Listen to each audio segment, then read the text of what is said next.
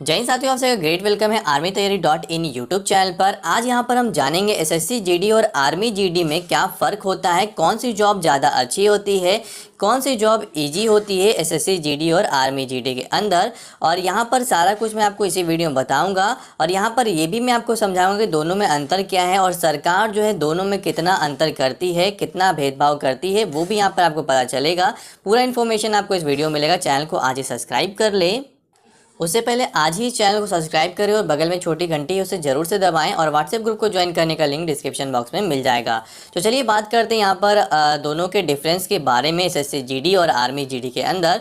तो बेसिकली अगर आप देखेंगे तो एसएससी जीडी हो या फिर आर्मी जीडी हो, दोनों में यहाँ पर 10वीं पास पे भर्ती कराई जाती है। अगर आप 10th पास है सिंपल तो आप एसएससी जीडी में अप्लाई कर पाते हैं, लेकिन अगर आप यहाँ पर आर्मी जीडी में जाना चाहते हैं तो आपके लिए 10th पास होना पड़ता है, लेकिन कुछ परसेंटेज क्राइटेरिया के साथ यहाँ पर जो है आपको आर्मी में बुलाया जाता है। दोनों यहाँ पर कह सकते हैं जॉब यहाँ पर जो निकल के आती है, इसमें अगर आप एसएससी जीडी में अप्लाई करते हो तो इसमें आपको पैरामिलिट्री फोर्सेस यानी कि जो बीएसएफ, सीआरपीएफ, आईटीबीपी, सीआईएसएफ या फिर एनआईए, असम राइफल्स, ये सारी चीज़ें जो है आपको इसके अंतर्गत मिलती है।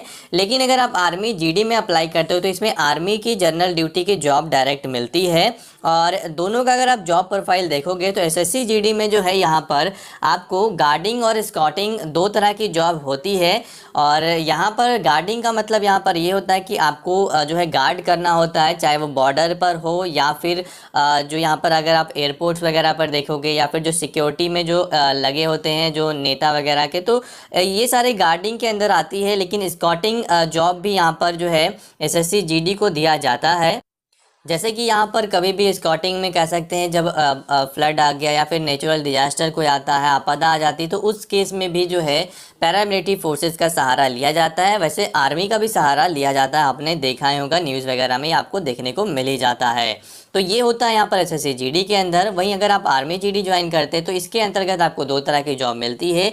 एक होती है आर्म, जिसमें यहाँ पर आर्म की जॉब मिलेगी, या फिर दूसरी होती है सर्विस वाली जॉब। तो अगर आप आर्म में जाओगे तो यहाँ पे आपको जो है कह सकते हैं जो जैसा आपने देखा होगा कि जो बॉर्डर वगैरह पे जो आर्मीज रहती है, जैसे कि या फिर जो आर्म लेकर के खड़ी रहती है बंदूक वगैरह, तो ये सारा जो काम है वो आर्म्स के अंदर आता है। लेकिन अगर दूसरा अगर देखोगे सर्विस वाला जॉब, तो एसएससी कह सकते हैं आर्मी जीडी में जो कह सकते हैं यहाँ पर जो टेक्निकल फील्ड हो गया या फिर जो सिग्नल वगैरह हो गया या फिर जो कह सकते हैं जो जितने भी जो फौजी भाई हैं उन तक मेडिकल की सुविधा देना या फिर जो कह सकते हैं भोजन की सुविधा वगैरह पहुंचाना, या फिर बहुत सारी चीज़ें जो है जनरल ड्यूटी के अंदर जो है कराई जाती है। तो वो सारी चीज़ें यहाँ पर कह सकते हैं सर्विस के अंदर आ जाती है। तो ये दोनों तरह की ये कह सकते हैं इसमें जॉब होती है। और यहाँ पर अगर आप देखोगे तो यहाँ पर एसएससी जीडी की जो जॉब है यहाँ पर लगभग 3 साल में एक बार निकलती है। लेकिन आर्मी अगर जीडी में आप ज्वाइन करना चाहते हैं तो प्रत्येक साल यानी हर साल इसकी वैकेंसी यहाँ पर निकाली जाती है। बात करते हैं यहाँ पर सैलरी की, तो एसएससी जीडी की जो सैलरी होती है वो अगर देखा जाए सारा डीए वगैरह जोड़ करके तो 26 से 28 हज़ार शुरुआती तौर पर, यानी सब जब आप ज्वाइन करके फाइनल जाओगे तो 26 से 28 हज़ार रुपये जो है आपको यहाँ पर मिलेगा। वहीं अगर आप इंडियन आर्मी में जनरल ड्यूटी के तौर पर ज्वाइन करोगे तो यहाँ पे 28 से लेकर के 32 हज़ार रुपये तक की सैलरी चली जाती है। सारा यहाँ पर कह सकते हैं जो जितनी भी बेसिक पे है और जितनी भी अलग से जो भी यहाँ पर मिलती है बेनिफिट्स वगैरह, उसको जोड़ करके इतना सारा मतलब थोड़ा ज़्यादा पैसा यहाँ पर आर्मी के अंदर मिल जाता है। वहीं मैं बात करूँ यहाँ पर सैलरी जो है अलग अलग एरिया का अलग अलग होता है, इसलिए यहाँ पर आप कंफ्यूज ना रहें, वो बाकी आप बाकायदा चेकआउट कर सकते हैं।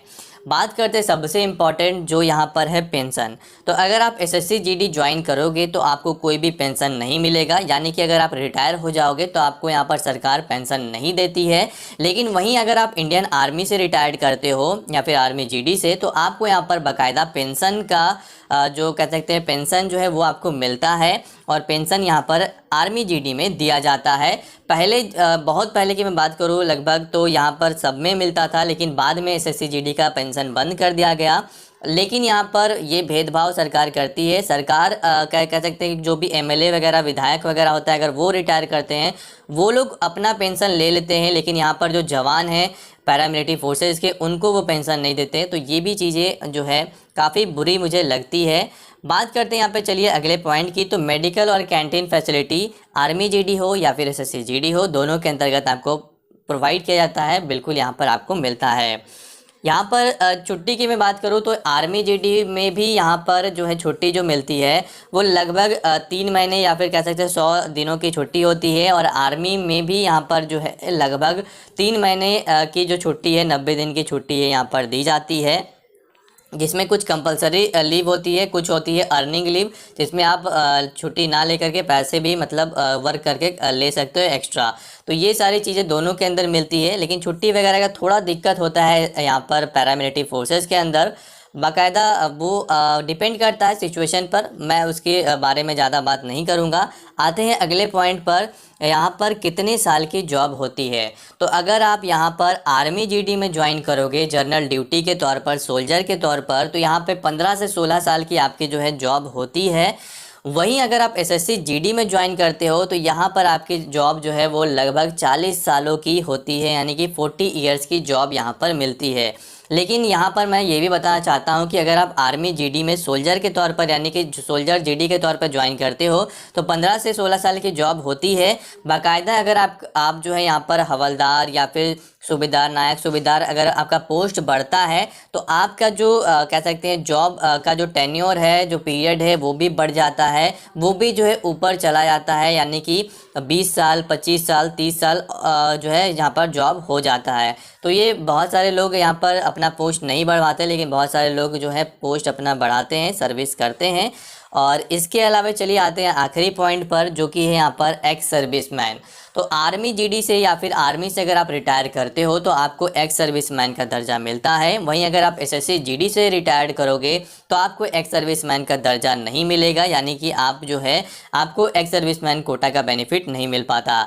यानी कि यहाँ पर आपको ये पता होना चाहिए कि एक्स सर्विसमैन का मतलब ये होता है कि अगर आप एक्स सर्विसमैन आर्मी से रिटायर करते हो तो कोई भी अगर गवर्नमेंट की जॉब आती है, अगर उसमें एक्स सर्विसमैन की कोई भी वैकेंसी है तो वहाँ पर उनका कोटा होता है, वहाँ पे उनका रिजर्वेशन होता है। और मात्र कह सकते हैं क्वालिफाइंग नंबर 30 से 35 नंबर ला करके उनका जो है सिलेक्शन हो जाता है गवर्नमेंट जॉब के अंदर। वहीं अगर आप एसएससी जीडी से करोगे तो वहाँ पे एक्स सर्विसमैन का आपको दर्जा नहीं मिलता। तो यही बेसिक डिफरेंस होती है जो कि आर्मी जीडी और एसएससी जीडी के अंदर होती है, जो कि मैंने आपको समझा दिया, बता दिया। और यहाँ पर मेरा उद्देश्य दोनों को कंपैरिजन करना नहीं था, बस ये बताना था कि सरकार आपके साथ कितना क्या क्या चीज़ें आप दोनों को फैसिलिटी देती है, क्या क्या अंतर आपके साथ करती है। आपको ये बातें समझ में आ चुकी होगी। आशा करता हूँ आपको वीडियो अच्छा लगा होगा। आज ही इस चैनल को सब्सक्राइब करें, बगल में एक छोटी सी घंटी है उसे ज़रूर दबाएं ताकि आपको इसी टाइप का अपडेट सबसे पहले अपने मोबाइल पर मिलता रहे। और चैनल को सब्सक्राइब जरूर से कर ले। जय हिंद।